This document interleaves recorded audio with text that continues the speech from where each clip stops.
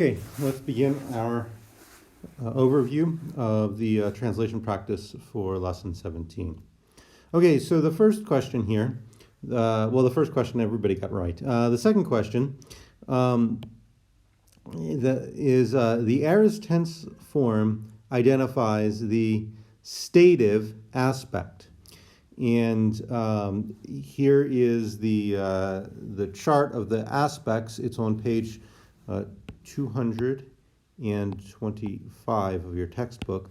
And you'll notice that this is a little bit confusing. The perfective aspect is the aorist tense form. The stative aspect is the perfect and pluperfect tense forms. So you would think that the perfective aspect would go with the perfect tense forms, but it doesn't. The perfective aspect is the aorist tense form. Now, what do these mean? We've been over those and it's in your textbook, but the perfective aspect is looking at something, a process from its finished vantage point. The process has been finished. The imperfective aspect is looking at the ongoing sense of the process, and the stative aspect is looking at something without reference at all to whether it is ongoing or finished, just the state of it. So, but the aorist tense goes along with the is explaining the perfective aspect. Okay. Next question. The dog just found me in the house. Lay down so that I can do the Greek. Okay. The letters theta, eta always mark the aorist passive. Never would they be used with a verb that we would translate in the middle voice. Is that true or false? And you can see the class went 50-50. And the answer is false. Now, most of the time it marks the passive. But if you notice, there is this advanced information for reference in your book, and it talks about theta, eta, middle forms. Most verb forms that contain the form markers theta, eta, and follow the aorist passive formula, that's the augment stem form marker, theta, eta, be personal endings, are indeed aorist passive forms. I think there's like an implied but here, but this is actually a dual voice form similar to the present and imperfect forms that are usually middle voice, but may function as passives if there is an agent marker in the context. Here, the proportion is reversed in that the middle voice is less common, and I think it really is far less common. So most of the time, it is good just to think of the theta, eta as aorist, as passive forms, aorist passive forms, but it can also refer to middle forms, just to be aware of that.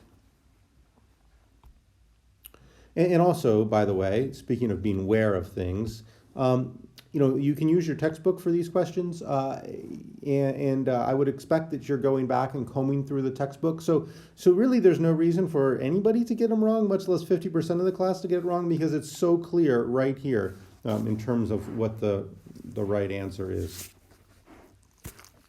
Okay, next question. Hold on just 1 second. Come on. Very well. You have to go out.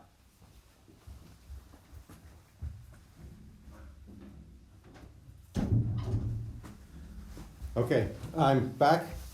We have people spraying for mosquitoes today, so the dogs are in our house. So you need to parse this verb here. Akusametha. Akusametha. How do we parse that? Well, here is the aorist middle indicative, and this is of luo. So this word is obviously not luo, it's akuo for to hear. But we can find the right ending here, and the correct ending is right here. Notice the sametha and the sametha. So we're dealing with first person plural of the aorist middle indicative. And the lexical form is akuo. Okay, next one that we have to parse. Oh, and by the way, should say why do we not see the epsilon in the front like we do for all of these? Well, if you remember, the word is akuo, and that begins with the alpha here, and when you have the epsilon added to the alpha, it changes to an eta. So this is a lengthening of the vowel from the short A sound, ah, to the long A sound, a, and the lengthening happens because that epsilon is added. So you really need to know your vocabulary. You need to know that this is from akuo, and then you'll recognize right away that what we have is an augment on the front. The augment shows up in the lengthening of the vowel. Okay, here is another one. Ablepepsen. Ablepepsen. So this is a little bit tricky. It's not it's not middle or passive.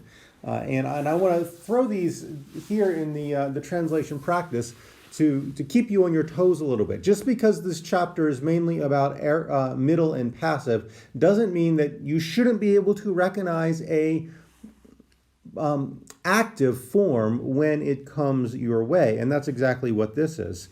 It's from blepo, but notice we have this psi here. What's that doing? Well, if you notice, the lexical form ends with the pi, blepo, but if you here's this chart, and when you have the sigma, which you do in the present active indicative forms here, right? So notice the form marker sa begins with a sigma. So when the sigma runs right up against the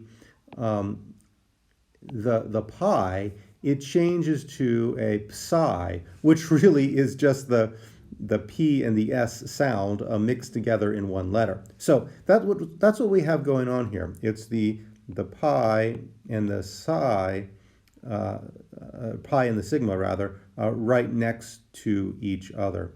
And that's why you don't have the sigma in this aorist form here, but the sigma is included in the psi right here. And also notice your augment, and it is the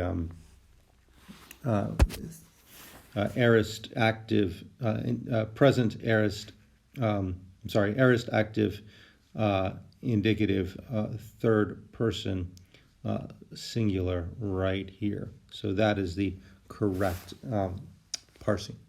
Many of you got it right, but many of you also wanted to parse this as a middle form, I think. And so just please double check. Just because this lesson is about middle and passive forms doesn't mean that you shouldn't be able to recognize an active form when it gets thrown in there. Okay, here's the next one. Epistusanta. Epistusanta. And here we have the augment at the beginning, the epsilon, and then we have the aorist form marker right here, and then we have the ending. And we notice that, well, that falls very much into this third person plural category with the augment at the beginning, the aorist form marker, and then the noon, tau, omicron at the end. So that is aorist middle indicative, third person plural. From pisteuo, meaning I believe. Okay, now we have some translation. And this is from Romans. Oops, I can't write that high. Romans 4, I think it's verse 3. And it says, Tigar he graphe, lege, episteusen de Abraham, to theo kai, elagisthe,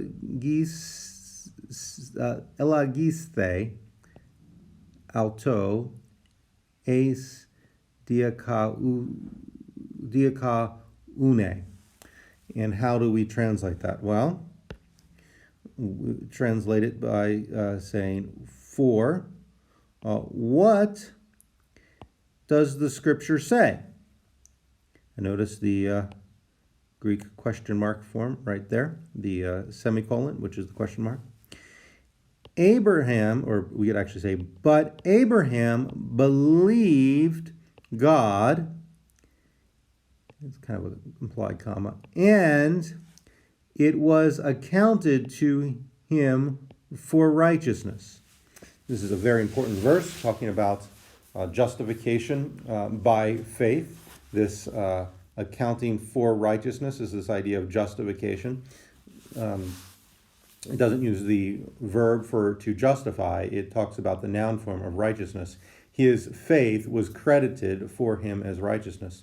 But notice we have some aorists in here, and that's the aorists are important for the translation of this. First, we have the aorist active, episteusen. And so we notice right here on our chart, that's the third person singular for Abraham believed God. So it's looking at his belief as a settled reality, not the process of him coming to believe God, but that Abraham believed God. Of course, we don't want to make too much of the aorist tense. It's rather the most fluid tense, flexible tense. We want to look at the context, but the context certainly fits that. Abraham believed God. And it was credited to him as righteousness. Now, this is from logazomai, right here, logazomai. Now, notice that logazomai doesn't end in the normal omega ending that we're used to. It's what we call a deponent verb. It's a verb that always occurs in the passive or middle form. And so when we look at this word, we notice that it has the marker of the aorist passive, but that doesn't automatically mean that we want to translate it in a passive way, because this word just does not appear in the active form. And we know that when we look it up in the glossary here. This is just right from your textbook, and we see that the lexical form is logazomai, not logazo. That just doesn't ever appear. So we need to decide whether it is going to be active, middle, or passive based upon context, not form. And it appears to be in the context would dictate the passive. Abraham believed God, and it was credited to him for righteousness. So the context that certainly fits. Okay, lastly, we have the translation into Greek. And I didn't expect you to turn anything in because I didn't expect you to be able to upload any Greek. However, and I'm really curious how some of you did this. Some of you in the parsing were actually able to type in Greek words, which I was quite impressed by. I haven't figured out how to do that in the Google Classroom, so I'm really curious how you did. I'd love for you to tell me how you did that. But what I just do is I just type it into Logos, and then I do a screenshot, and then I import that into the PowerPoint. I can't type the Greek into the PowerPoint because it doesn't recognize my Greek font either. So anyway, I'm very curious how you guys are able to do that. But I'm not assuming that everybody would have that capacity. So I'm not asking you to actually write Greek for me in the translation practice or for the quizzes. But I wanted you to practice that. I wanted you to work on these translations into Greek, and then I'm going to give you what would be, I think, the most logical translation, and then you can check yourself. If you haven't done that, please stop and go and work on that right now. I give you 3 different sentences. Don't look at my Greek yet. Try to figure it out on your own. And then after you have done that, go ahead and see what how yours matches mine here. If you have done that, then continue listening. So the first sentence, the disciples heard, and I want you to make it an aorist, the words of a man. And that's a rather simple one. This is going to be aorist active, right? Because the disciples are hearing the words. The subject of the sentence is performing the action. They are hearing. They are actively hearing the words of men. Okay, so and we would translate that with the regular aorist active indicative. The disciples, hoi mathetai. And notice, of course, that this is a rare form of the first declension masculine. You don't get too many of those, right? First declension is almost all feminine, but mathetes is a masculine word in the first declension, which means that we have the first declension kind of endings, or at least we have some of them. It's a little bit different for the masculines, but we have clearly the masculine article. The article doesn't lie. The article lets us know that this is masculine, and we should know that it's masculine just based upon the vocabulary. But notice that the article and the ending do not match. Often they do, but not always. Okay, so the disciples, hoi mathetai, heard, ekousan, and that is just third person plural, right? The third person plural, and that needs to match this verb, which is also third person plural. Right, it's third person because it's neither you nor I, it's he, she, it, or they, and plural is they. So the disciples heard the words of a man. Of a man is genitive. The words are the accusative. They receive the action. The disciples heard words. What kind of words? Of a man. And this genitive limits the scope of the head noun. They hear the words not of the giraffe or the elephant or the child. They hear the words of a man. Okay, second sentence. The man's words were heard by the disciples. And again, I want you to do this aorist, but you've got to, you can't do aorist active, right? Because here we have the man's words were heard. Now, the man's words are not performing the action. The disciple, the disciples are the ones who are performing the action. So we have the preposition here that's indicating agency. The disciples are the ones who are hearing the words, but the disciples are not the nominative. They're not the subject of the sentence. The man's words are the subject, but they're not performing the action. So that lets us know that we need a passive verb in order to communicate this. And what we have here is the words, so that's nominative, that's the subject of the sentence, but not the agent of the verb. The words of the man, again, so this is of the man is genitive, defining the scope of the head noun. But the words were heard by the disciples. And now I probably should have done hupo here instead of n, but n works as well. Hupo would be a little bit more likely, but hupo or n, either one work. And this is the prepositional phrase that is communicating agency.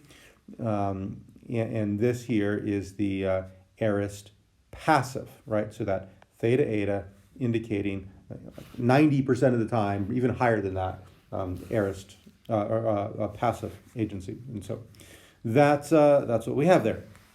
The words of the man were heard by the disciples. Okay, now we have this last one here, and I wanted to try to get a sentence that would communicate middle. Now, of course, we don't have a separate voice for middle in English, but remember the whole idea of middle voice is that the action is done by the subject, and there's this reciprocal relationship that it comes back to affect the subject. And so I try to get a sentence that would communicate that. The man heard the words which he spoke. So you have a man hearing words that he himself spoke. So the man, and this is in the middle form here, ekusanta, and that's the middle form. The words which, this is the relative pronoun, and it's the relative pronoun in the accusative plural, because when we look at this relative phrase, he spoke, and this is standing in for words, so it has to be accusative. He spoke words is the idea of what this phrase is. But the pronoun here is standing in the place of that word words, which he spoke. He spoke which. That is to say, he spoke the words. But which, us, is filling in for words. That's why it is in the accusative. Okay, I hope this was helpful. And let me know if you have any questions about this. Please just go back, and I'm happy to answer questions, but I also want to refer you back to the textbook. It explains things there pretty clearly. Go back and look at that, work through some of the exercises that are in the book, understand it, and then you'll have a quiz coming up for which you'll need to